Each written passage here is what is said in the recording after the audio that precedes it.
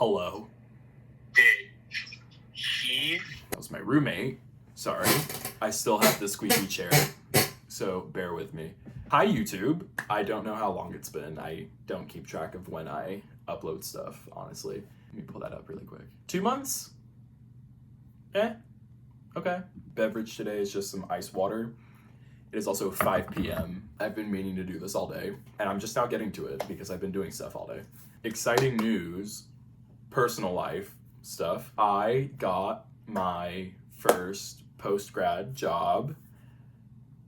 So exciting. In this job market, yeah, blessed. Thank you. Can't go much into it, but yeah, it's exciting. And I think some people from my job are going to be watching this, so this will be really fun for them to watch and learn about me from because of the topic that we're going to be talking about. Today, we are talking about the rise of conservatism in Gen Z. I already have everything typed out that I want to talk about. You'll see me look over here. I have pages of notes. This is a very fun topic for me to talk about. I love talking about the culture of things and generational differences. I think I literally wrote like a college comp paper on this in high school.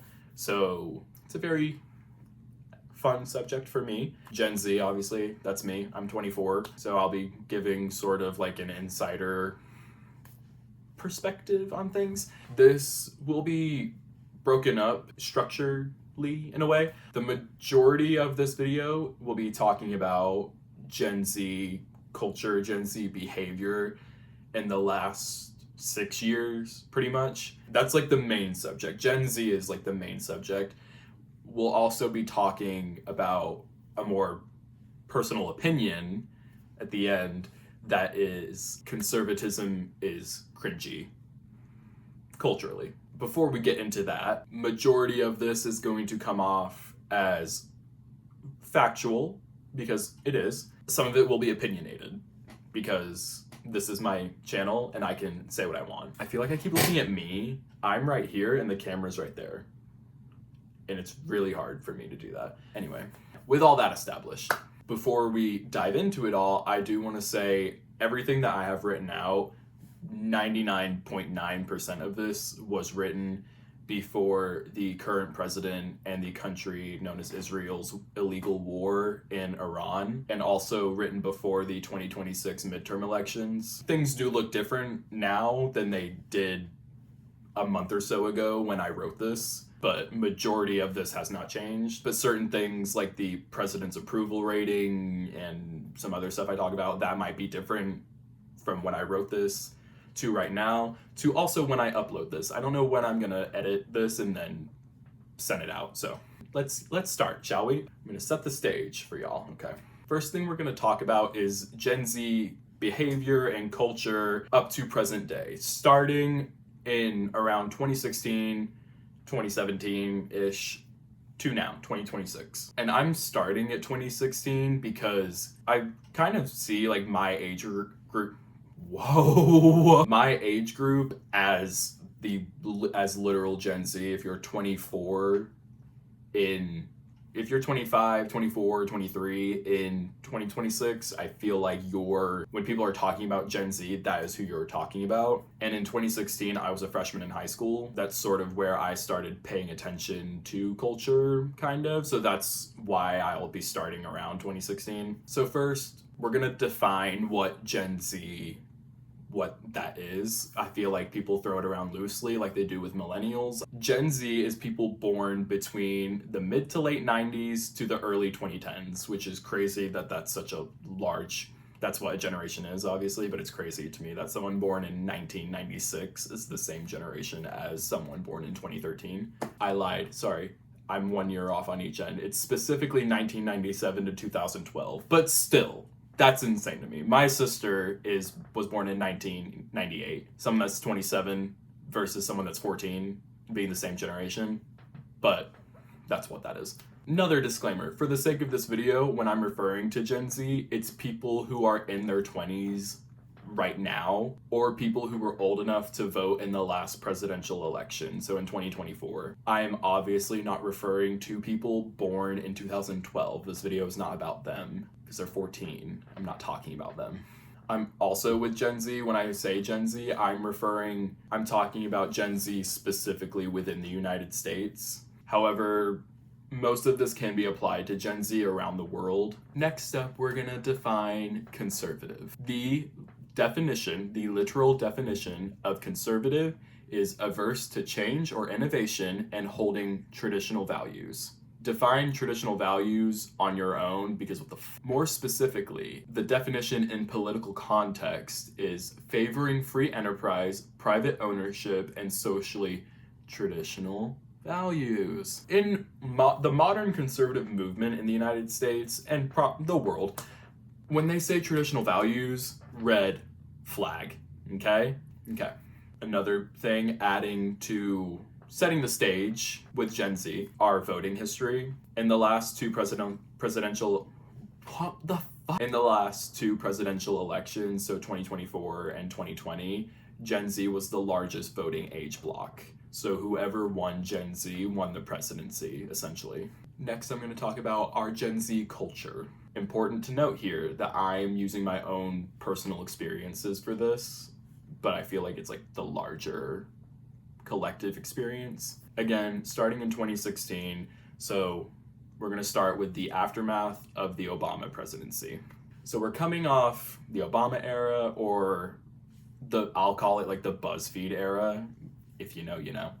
And we're seeing this kind of happen in real time. The current romanticization of 2016. We're seeing that big trend. You know, everyone posting pictures of themselves from 2016, which insane to me. You will not see me posting any pictures of my 2016 self on the internet, on Beyonce's internet. However, I will say with 2016, if you were there, it really was great. It was great. It was fantastic. Moving on from that, you know. So we're coming off the Obama era. We're coming off BuzzFeed. 2016, that's where we are, right? After 2016, we really saw a era of resistance to the current president, who was president at the time, 2017. And there was like this collective, because he didn't win the popular vote, and so majority of the people were against having him as president. This was when it was cool and trendy to be woke. Woke was peaking. Woke was peaking right there. It's kind of, take us back.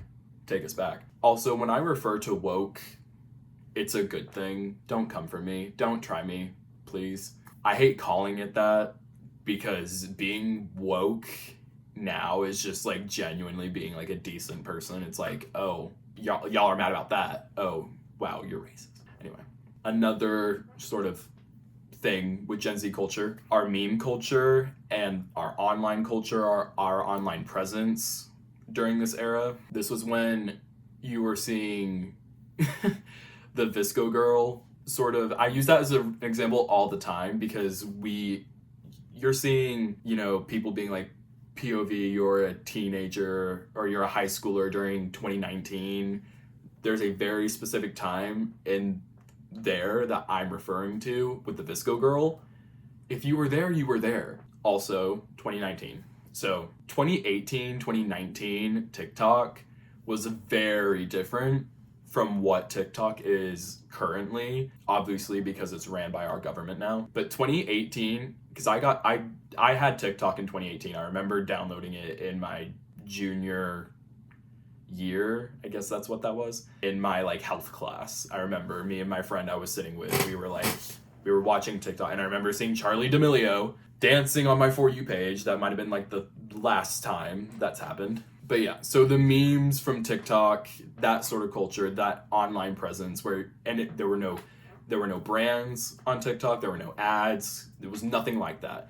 A lot of people didn't get TikTok until the pandemic, another thing we'll talk about in a bit. I was there. Another sort of part of the culture is the music that we had at the time. I'm gonna put some examples. Up. I don't know how much space it's gonna be. But the music of the time is a reflection of the culture that we were experiencing. And that's for any era. That historically, that's how that works. When the culture is thriving, the music thrives as well. You have eras of Renaissance.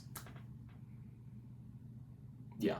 Another sort of thing that has affected Gen Z culture now is the COVID-19 pandemic. We'll talk about that later in more detail. And then also, this next thing I'm going to talk about, this is something that I experience on, like, in my personal life. If it's something that you don't experience, okay. This is something that I am seeing, and I'm seeing people talk about it online. So we are seeing this weird, I don't want to say trend, because it's not really a trend.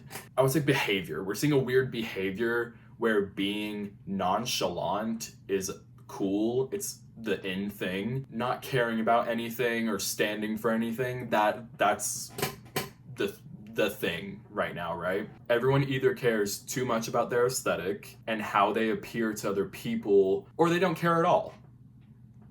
And that's just as bad. I'm hearing a lot the I don't want to be perceived thing. I hear that in real life. I see it online. I've heard a lot of people say it's the reason they don't engage in social media. It's because they don't want to be perceived by anybody, which isn't a bad thing.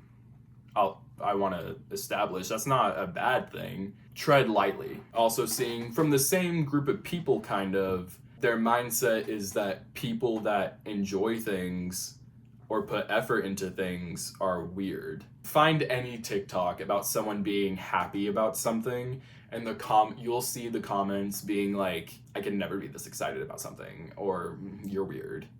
You know, I've gotten into arguments the last few months. I posted a video talking about movies that are coming out this year that I'm excited for. And I've been talking to, like, friends being like about movies or whatever, and someone has to be like, you go to the movies a lot. And it's like, yeah, I enjoy doing that. I enjoy spending my money to do that. I like spending my time at the movie theater. And they're just like, You know, it's things like that. That's kind of where this is, like, coming from, right? Part of what I said earlier about the, like, being nonchalant is in, not caring about anything, not standing for something. So about the not standing for something part, that can stem from a genuine lack of interest in politics or a lack of information. Because when I say stand for something, I feel like y'all know what I mean, but I mean political and social issues. So, and like the lack of information thing, that is one of the negatives of social media. Everything is curated to you because you train the algorithm, right? Because what you engage with, they keep track of that. So they're going to continuously promote stuff to you or put stuff on your phone for you that keeps you looking at your phone, right? That's how they make money. And if you aren't actively searching for news updates or don't stay up to date about the news, when are you ever gonna, when will you see it, right? Or if you don't have someone in your life that is informed and equipped with whatever to provide news for you, when are you gonna, y'all see what I'm saying, right? Next thing, moving on, that we're going to talk about. So that's establishing the culture, right? Gen Z background. Next, we're going to talk about what does Gen Z care about right now in 2026. To go into this, we need to understand that there is a significant gender gap in political views and priorities among Gen Z. The numbers I'm about to share are from a poll that was from September 2025. It was the most recent that I could find when I was researching for this video. So it could have changed. But the approval rating for the current president among Gen Z, for male voters, it was a 47%. Female was 26% approval rating. And that's overall. This poll surveyed 2,970 adults aged 18 to 29. Gen Z. You can also look at how men voted in the 2024 presidential election versus how women voted in the 2024 election. And what's good about the data from 2024 and 2020 is the same name was on that ballot, so you can look at the growth, right? And when you're looking at the data, it says that men, especially men under 50, backed the current president by larger margins in 2024 than they did in 2020. There's also a study that came out in early March that 31% of Gen Z men think that their wives should submit to them. This surveyed over 23,000 people across 29 countries. 31%. That's a third. 1 in 3. Okay, so zoom out again for a second, because we talked about voting for a second there. Zoom out again, and again, talking about the priorities of Gen Z and what Gen Z cares about right now.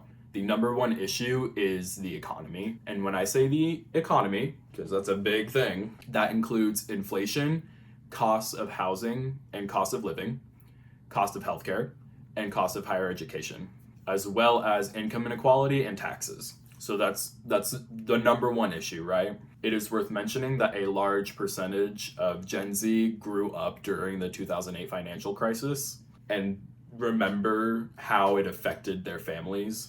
You know, there's like the joke where you ask like any Gen Z person that was born before like 2004. Like, we all remember playing the Wii in the living room while your parents were arguing in the kitchen, like nearly getting divorced or whatever, and like during 2008, like during the financial crisis. And I know that joke is real, or that like stereotype is real, because every single person that I know, we all like collectively like have been like, oh yeah, that happened to me. Okay, so we've established Gen Z culture, we've set the stage of what Gen Z cares about and like the background, all that. So let's really get into Gen Z's sudden rise of conservatism. To make it simple, I've broken this down into 5 reasons. 2 of these kind of go hand in hand, so like 4 reasons really, but yeah, 5 main reasons that I'll go into detail about. I'm sure there's more. These are pretty broad too. They're not like very specific. So like each thing could honestly be like its own video, but no. And I'll probably fly through these. I don't want to spend too much time talking about some of these. So yeah, let's just get into it. The first reason I just put post 2020 election. So after the 2020 election and Joe Biden won the presidency, the first year or so after that, like I mentioned, there is a large gender gap when it comes to political views in Gen Z. It was during this time, this is a statistic. This is not me like saying how I feel. This is where we are, okay? I will say some of the stuff that I'm about to talk about, this is not me personally how I feel. But many white male voters felt pushed away or left behind from the Democratic Party and the left, which prevented them from voting for the Democratic nominee in 2024, Kamala Harris. So that's the first reason, right? And remember I said the data from 2024 shows that men, primarily men under 50, more of them voted for the current president in that election than 2020. The second reason that I have on here is the rise of tradwife and alpha male content on social media. If you are online, like I am, chronically, you know who I'm talking about. You're probably thinking of some people. I will not be providing any names or giving any examples.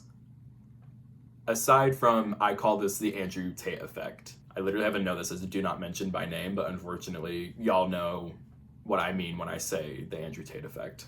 There was also recently, it's come out on Netflix. I will not watch it, but it's a manosphere documentary, sort of like investigative journalism into the people that are putting out this alpha male content type stuff. Like I said, I'm not gonna watch it. Don't really have any desire to. I've seen like couples watching it together, like straight couples. And I think that's kind of weird personally. I don't know why you'd want to watch that with your partner, but if you're making fun of them, okay. I don't like how Netflix is essentially handing a larger platform to these men. I don't think what they're talking about is, or trying to do, is positive. I think they have a negative influence on young men, and we shouldn't be promoting them and giving them Netflix documentaries, but I digress. And then the next thing that sort of goes along with this is the male loneliness epidemic. And I say male loneliness epidemic because I personally don't think that that's real. I think it's sort of like a way to, it's sort of a idea from media to sort of guilt trip women into feeling bad for these men. I don't want to spend too much time on this because, like I said, I don't think it's a real thing. But if you've never heard of this, it's defined as a growing crisis where men, particularly young men, report low levels of social support and close friendships. Again, going back to that part where they felt like, where young white men felt left behind by the Democratic Party. Again, this is happening, I would say, post-2020 election. Conservative media and right-wing influencers began targeting young men, telling them that all their problems stemmed from feminism and wokeness. Wokeness being that women don't need you, and you are not owed anything from them or anyone because you're not, okay? And remember earlier when I said that the things I'm talking about, I'm not promoting that or saying that I'm a victim of this, because I'm not. The male loneliness epidemic is self-inflicted. It is not because of women. It is not because of feminism. It is not because of wokeness or whatever you are gaslit into thinking. If you have problems socially where you have a hard time making friends or talking to women, if you are a heterosexual man, the ball is fully in your court. And the young men that fall victim to this propaganda, you'll often refer to them as red-pilled, or the content being called red-pilled content. It's a reference from The Matrix. I've never seen it, sorry. I'm sick of this chair, y'all. I swear it's been doing it the whole time. But yeah, it's a reference from The Matrix where it means choosing to see an uncomfortable, true reality over a comfortable illusion. The blue pill. If you see where they're kind of going with that, right? The next reason I have is the Joe Biden presidency. Okay. Regardless of how you feel about Joe Biden now in 2026, I do not care. Okay? I do not care how you feel about Joe Biden. So all that I'm about to say about him is factual. It is data. Joe Biden was a extremely unpopular president while in office. He left office with about a 40% approval rating according to Gallup. And really quick, I just want to compare that to President Obama, who Biden served as vice president. Obama left office with about an approval rating of 60%. It's also worth mentioning that that is not common. That does not happen a lot. Only a handful of presidents have left office with that high of an approval rating. I honestly couldn't even tell you who the last one was. It might have been Bill Clinton. I'm not sure. But there's only been like 5 that have left office with that high of an approval rating. The Biden administration faced a lot of pressure focusing on the economy, bringing the country back from the pandemic, immigration, social issues, Russia's war in Ukraine, the state known as Israel's bombardment of the Gaza Strip, and the genocide of the Palestinian people. All of these things, combined with how Biden handled them, obviously had an effect on the outcome of the 2024 presidential election. A lot of things affected that. Joe Biden's timing on when to drop out of the presidential election, who the nominees were, and Joe Biden's performance as president, and a lot of other things. A lot of stuff. The next reason I have is trauma response, ? Gen Z, if not everybody, came out of the pandemic feeling very uncertain about the future. And despite all of the TikTok edits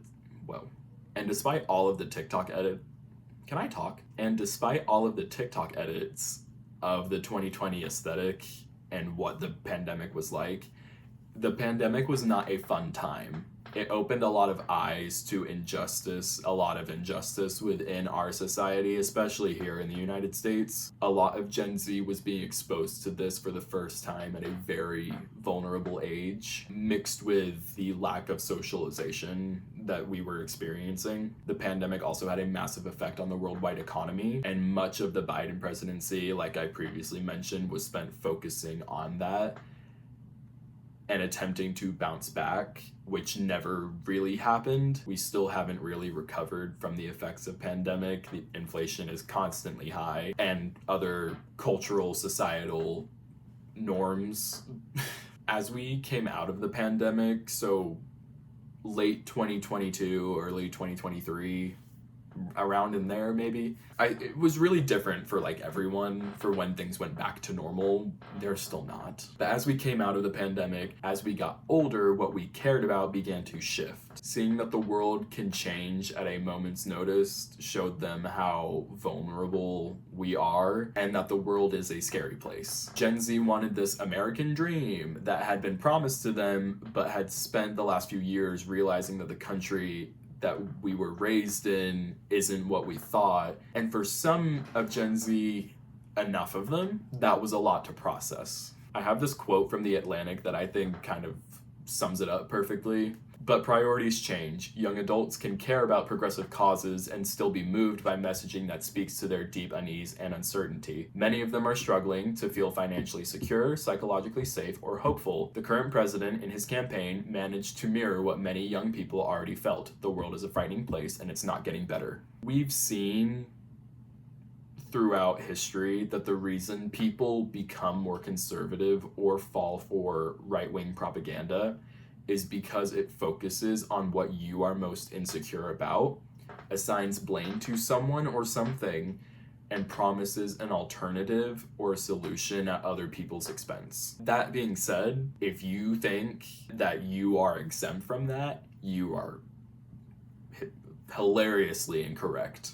Because again, like I said when I started this video, if you were listening, this is all factual. What I just said, that is factual. You are not exempt from propaganda. Millions of dollars are spent every year to make you into that. That is how right-wing propaganda operates. That is what it does. And it worked for some of Gen Z. So again, we zoomed in on that. Zoom back out really quick. Currently, in 2026, one of the main two questions that we have, I won't say two questions, one of the main questions that we have, I'm going to talk about two of them, is the conservative Gen Z movement as big as we think? To put it simply, and honestly, probably not.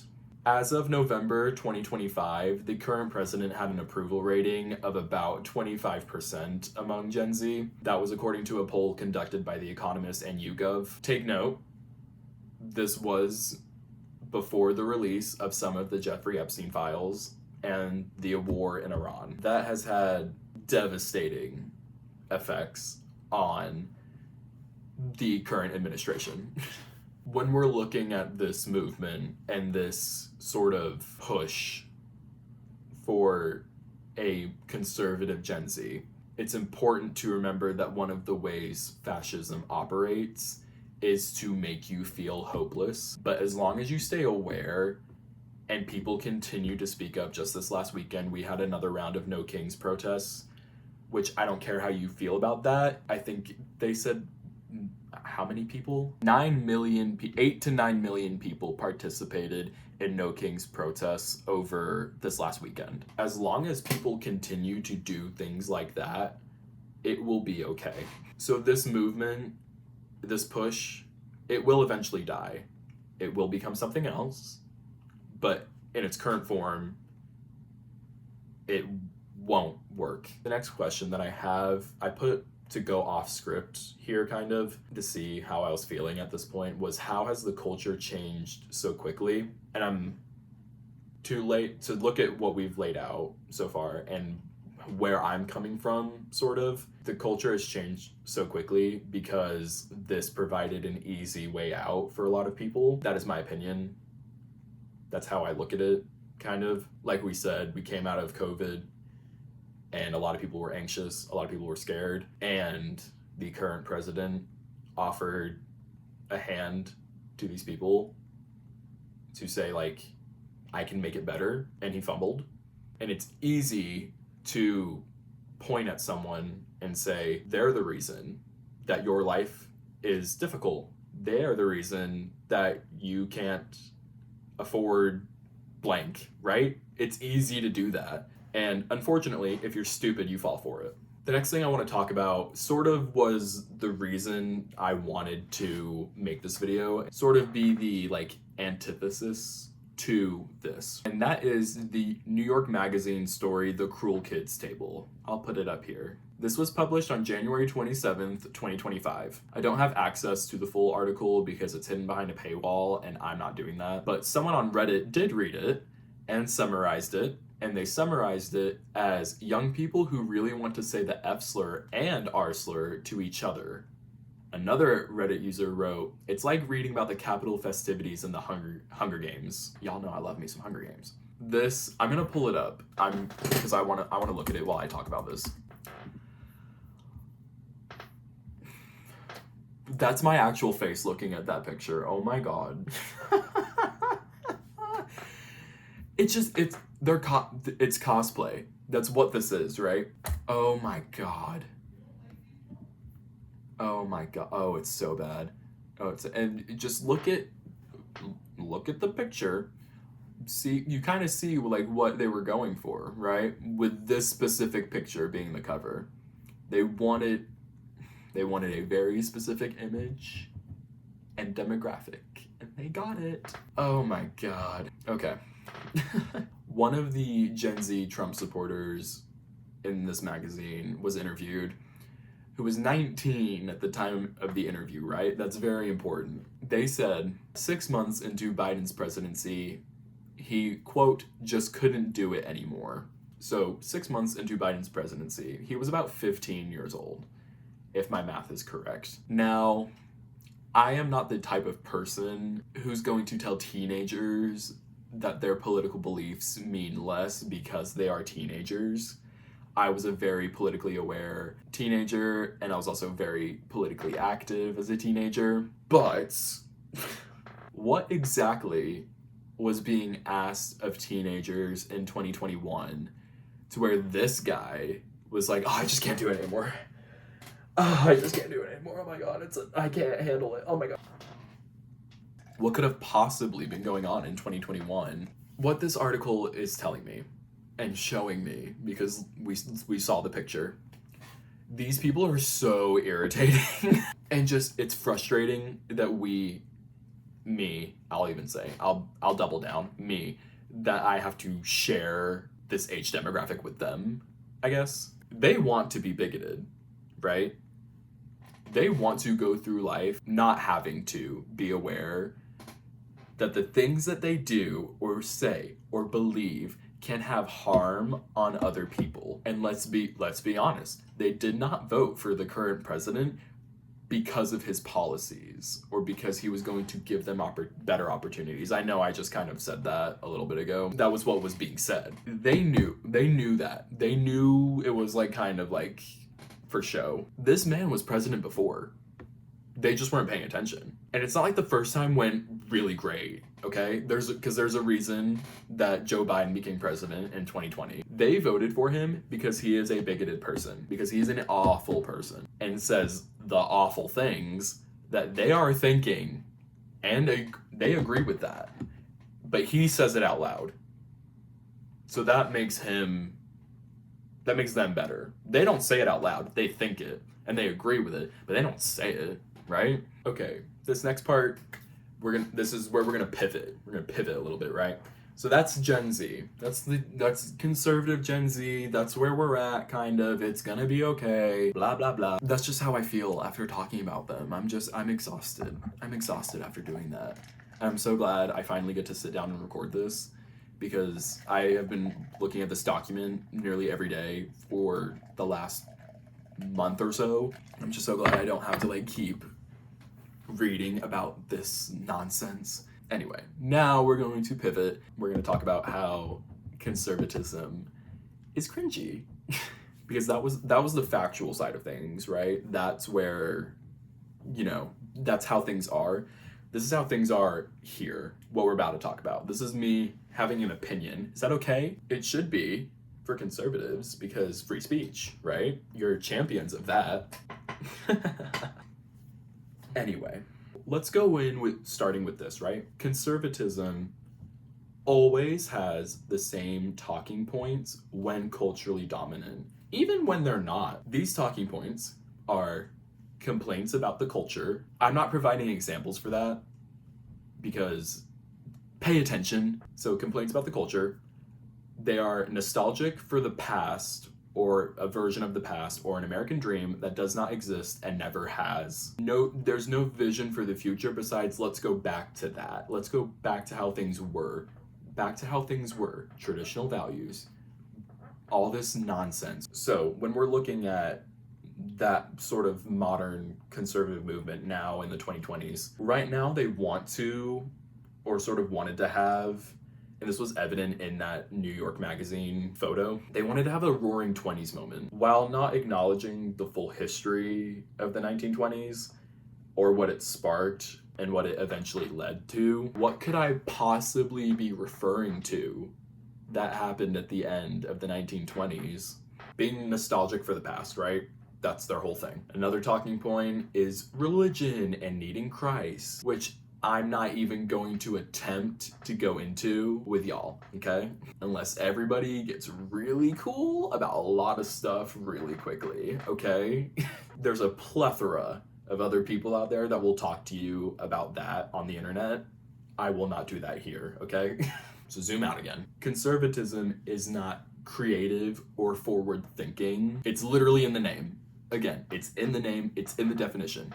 And this is as a ideology, right? As a cultural movement, even. Any time in history where there has been any kind of renaissance or some major cultural shift has been an aftermath event of conservative overreach, which sort of brings me to my next talking point, which is that conservatism is historically cringe. And this is where I would love to provide some examples for you guys. First up, Nicki Minaj. That's it. It's actually really funny because like everything else on here, I have like bullet points. Under her, I have nothing. Like, look, I'll put it up here. There's nothing. Like, because, oh my god, I don't want to spend too much time on that. It's just like, y'all have seen it, right? Right? Let's move on. I have a lot of stuff to say about that. Next up is the Levi's Jeans Super Bowl commercial. Did y'all see it? It's like everyone showing off like their butt in their Levi's jeans, right? It's cute. It's cool, you know? It's like everyone wearing different styles and stuff like that. It's really interesting. They had a can I swear on here? I think I can. It's my YouTube channel. They had a backlash, like, or meltdown on Twitter, being like, oh my god, this is so inappropriate. Oh my god. It's like, you're not interesting. You can't, how do you not like that? You know? It's so inappropriate. And it's like people wearing jeans. It's like, really? Really? Well, since we're talking about the Super Bowl, Bad Bunny, the Super Bowl halftime show. Oh my god, you would have thought the world was ending. Oh my god. Bad Bunny is literally an American citizen. He's from Puerto Rico. I know I said full meltdown about the Levi's jeans. This was like, that times like 100. They created a whole other halftime show with, who was it? Kid Rock? I think, wasn't it like live streamed on Twitter even? I don't even live streamed. It was pre-recorded. I don't know. But yeah, they made a whole other halftime show because they didn't want to watch Bad Bunny because he wasn't going to speak English. Are you okay? Not everything's about you. Anyway, okay, next. Kash Patel.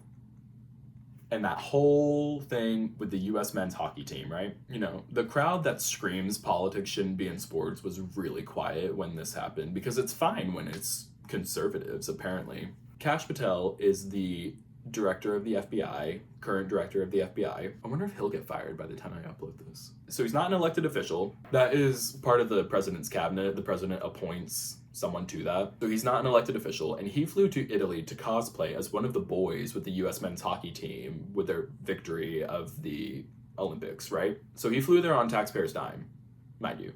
Not an elected official. That's like known. That's like public knowledge that he flew on. Wow, we paid for that. And there is a video of him in the locker room, like celebrating with the men's hockey team, and it just comes off as so cringy. I'm using that word a lot, but that's what it is, right? It literally just looks like someone wanting to be one of the boys. Anyway, I'm not going to keep going about that. Next up, I have JD Vance. And nothing even like specific about him, just JD Vance as like a person. There is some kind of effort by him or the administration, whoever, to portray him as this strong alpha male. If you haven't seen it already, go ahead and look up JD Vance running at Disneyland. You'll be very, like, it would suck if you saw how big and strong of an alpha male he is to run like that. Oh, he also wears eyeliner. Big alpha male wearing eyeliner. Not that there's anything wrong with that. Okay, y'all don't have to tell me. To go along with JD Vance, former Fox News weekend host and current defense secretary Pete Hegseth. He might be the worst one for me. Like, honestly, he might be. He might be the worst one. If you know anything about this department, the Department of Defense becoming the Department of War, all that nonsense, and like there's videos of him like sort of like taking the sign down for the Department of Defense, and putting up the Department of War signs, and he's like the one like screwing it into the wall, and he's like with the, I shouldn't be doing that hand motion, but I'm going to, sorry. He's like grunting and stuff. Oh my god, it's like, it might be the worst one. It might be the worst one. And to me, that really just comes off as like a child playing with like toy soldiers, right? They've got, you know, like pew pew pew pew or whatever. Big strong alpha male also can't do a pull-up. You should look that up too. Look up Pete Hegseth doing a pull-up. I might play it. I don't know. I probably won't. Moving on from that, but also hand in hand. We have Elon Musk becoming cringe or more cringe. I don't know what he was like before, but he was woke. Positive. Have you seen that? So the whole thing with Twitter, have you seen the videos of him like jumping in like an X sign? Like, he can't like jump off the ground. And then also there was that one thing he says like, I am, from that, I think he did this like, I am become meme, because it's supposed to be like, I don't know, like funny or quirky to some people or whatever. Elon Musk is just a loser. He's just a loser. He's not smart. He's not creative. Everything that he does is he just bought from other people, right? Tesla, SpaceX, these were all patents or whatever that he bought and put his name on. He's supposed to be a trillionaire by next year. You get to a point with your money where when you have so much money, you really just like stop being a human and stop like behaving like a person does. Also, I don't know if y'all saw this. Elon Musk is mentioned in the Epstein files, not for doing anything, but for being a loser. Dead ass, it's for being a loser by like that whole circle. Going along with this cringe thing, the current president has an obsession with wanting to be perceived in the way that Barack Obama is perceived. And the best example of this that I can share is this picture, right? And other photos like it.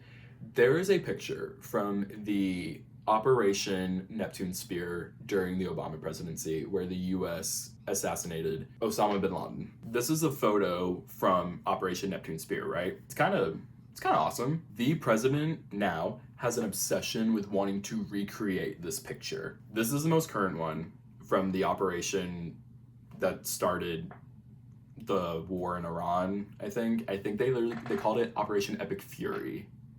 I think that's what they're calling it. It's really all I'm gonna like say about that. It just comes off as like, it's not working. It's not working. Photos like that are being pushed by like the White House on social media, the White House like social media accounts, being like, oh, look at our big bad president. Right. The next thing that I have, the last thing for recent examples, is the 2026 Winter Olympics. A good amount of athletes for that were very outspoken against the current administration, but were then used as pro-MAGA propaganda by the administration on social media while they were like waving like US flags at the Olympics because it's the Olympics. And the reaction on social media was being like, hey, they don't like you. They're at the Olympics. That's what they're doing that for. They're not doing that for you. Or like to show your support or to show their support of you. The US women's hockey team, which won gold, by the way, literally declined the president's invitation to go to the State of the Union address after they won gold, and only after the president had invited the US men's hockey team, which also won gold, saying since he was inviting the men's team, he had to invite the women's team as well. On the phone with the men's hockey team being like, if I'm gonna invite you guys, I guess I have to invite the women too. Like, oh, okay, right. That's not really like a good cringy example, but it's just like something recently that happened where it was like, you know, the athletes at the Olympics were like, hey, we don't with you. Hey, lighting's changed, obviously. Sorry. I just went and had dinner out with the roommates and came back and I was like, I'll just finish this tomorrow. But I don't want to do that because I feel like since I've started, and if I don't keep going now, I'm not going to go back to this for a while. So, and then I would just have to reshoot the whole thing, and I don't want to do that either. So, where were we? What were we talking about? Just kidding. I know what we were talking about. I wrote the video. I wrote this. Thank you. Thank you. So anyway, it's so weird to like go from what I was doing and just be back to this and be like, so conservatism. Transitioning out of what we were talking about with like the recent cringe examples from the conservative movement, zooming out of that and coming back to like the whole thing. The larger conservative movement cannot survive and hold onto the public's attention because of their inherently cringy nature and unpopularity. That's the main thing. Like, conservative policies are not popular when they're in effect. This cycle repeats itself all the time, not even just here in the United States. It happens all over the place, but here in the United States, it's every modern Republican president since the first Bush, since Bush Sr. And that was in late 90s, late 80s, early 90s. Someone let me know. Talking about holding the public's attention and how conservative popularity cannot last. Here, I have some examples for that. The first assassination attempt of the current president was a shift in the 2024 election, but after that happened, there was an effort by his campaign to martyr him, essentially. It was supposed to be like, oh, look how violent, or look, they're silencing conservatives, like, look at that, like, and we should rally around him and support him. He still only won by 1.5%. That is a lot of people when you do the math, but it's not a landslide. It's not like a 10-point lead or anything like that. No, 1.5%. And it very quickly after that happened, you know, the realness of it has been questioned. Do with that as you will. Also, we can look at the results from the 2024 presidential election. Conservatives in the Republican Party seized control of all three branches of government with the Supreme Court, Congress, and the White House. Conservative majority on the Supreme Court, Republican majority in both chambers of Congress, and a conservative president in the White House. It was handed to them on a silver platter. It was like, you have the next few decades of cultural dominance in your hand, and they are fumbling it. As of right now, as of today, well, when I wrote this out, the president had a net approval rating of a -17 with a 39% approval rating, according to The Economist. The next thing I'm going to talk about, I want to be very careful how I talk about this because some people don't play about this and it's really odd to me, but it's part of this and it's a good example of this.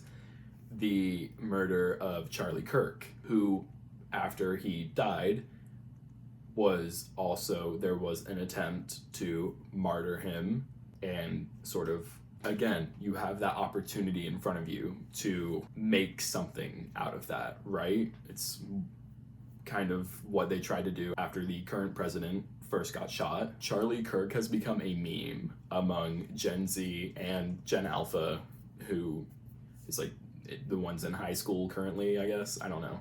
How old is Gen Alpha? Okay, so it's mainly Gen Z, some Gen Alpha. Gen Alpha is the oldest Gen Alpha is 16 right now. What Charlie Kirk, his legacy, what it has become is not. I'm tiptoeing here because I don't want any kind of thing with him.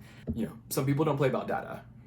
Leave it at that. But yeah, he's a meme. He's a meme now, right? And the whole like Kirk thing, like that's become like a verb. Like it's like when you're getting kirked or whatever. I don't even know what that means, and I'm not gonna look that up. But yeah, that alone, that specifically reinforces this whole thing, right? This overall message that I'm saying, right?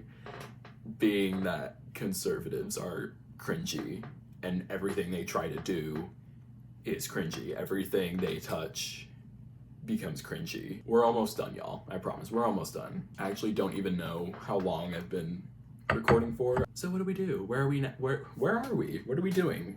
Who knows? At the end of the day, what we're seeing isn't some massive ideological awakening. It's a reaction. It's a reaction to instability, to economic anxiety, to loneliness, to a world that feels like it's moving way too quickly around us. And conservatism, especially the version currently being marketed to Gen Z, steps in and offers something simple. Someone to blame, something to return to, and a promise that things used to make sense. And I'm like begging y'all, like where have we seen this before? When you pay attention to history and you see how things are playing out right now and what is going on, what this has predated before, everyone should be, I don't want to say freaking out. You shouldn't be freaking out, but you should definitely be aware. But yeah, that promise of that things used to make sense or whatever, that falls apart the second you actually look at it. When you take it all out and look at it, it doesn't work because there's no going back. There's no magic reset button. There's no version of the past that was universally better, just one that was more comfortable for some people at the expense of other people. And building an identity or a movement around that idea isn't just politically empty, it's culturally hollow. And that's why it comes across the way it does. And cringe in this context isn't just about being embarrassing or out of touch. It's about trying so hard to project strength and dominance and tradition, whatever the branding is, while fundamentally lacking originality, authenticity, or a real vision for the future. It's cosplay.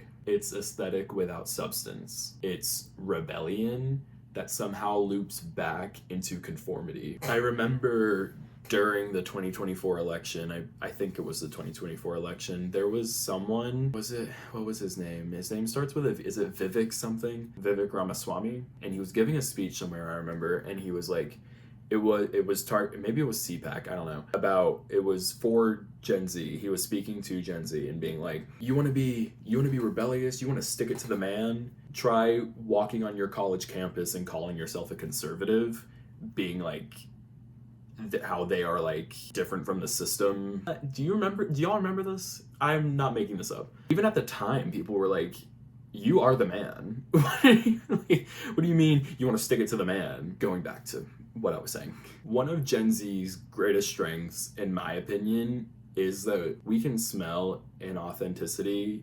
immediately. We can immediately tell when someone is playing us. That's why even as conservative content gets louder and more aggressive and more visible, it doesn't actually stick in a way that it thinks it does. It burns hot, it goes viral, it becomes a meme, and then it collapses under its own weight because they can't hold on to it, right? They can have a moment. It doesn't become anything else. It's a moment because culture doesn't move backwards. It never has. Every time there's been an attempt to drag it back to some imagined better time, it eventually gives way to something new, something more expansive, more creative, more reflective of the people actually living in it. So yeah, conservatism might feel like it's having a moment with Gen Z right now, but moments like this aren't movements. And if history, and honestly, just basic cultural awareness,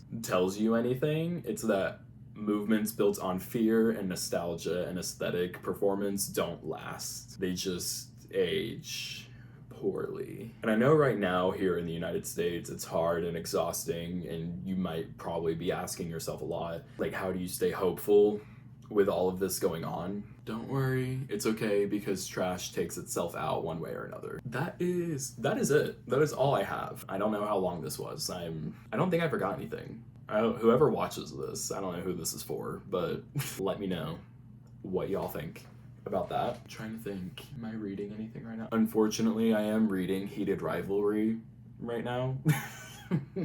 It's kind of crazy. It's like the show is like such a good adaptation of it. It's literally like the exact same. It's kind of crazy. Next up, I am probably gonna read Project Hail Mary. I've seen it twice in the movies. Holy amazing. Y'all want me to talk about Project Hail Mary for 2 hours? Because I will. I'll do that. I will set this up and talk for 2 hours. Me and all my friends that have seen it, honestly. Go to the movies. Go see a movie. Go alone. I saw Hail Mary for the second time by myself. It was fine. It was great. That's all for this. Hope you enjoyed it. Hope someone learned something from this, right? That's why we do it. Let me know if there's any other generational trends you want me to talk about, because I'll do that. Love it. But yeah, that's all I have. Like and subscribe, or don't. Thanks for watching. Bye.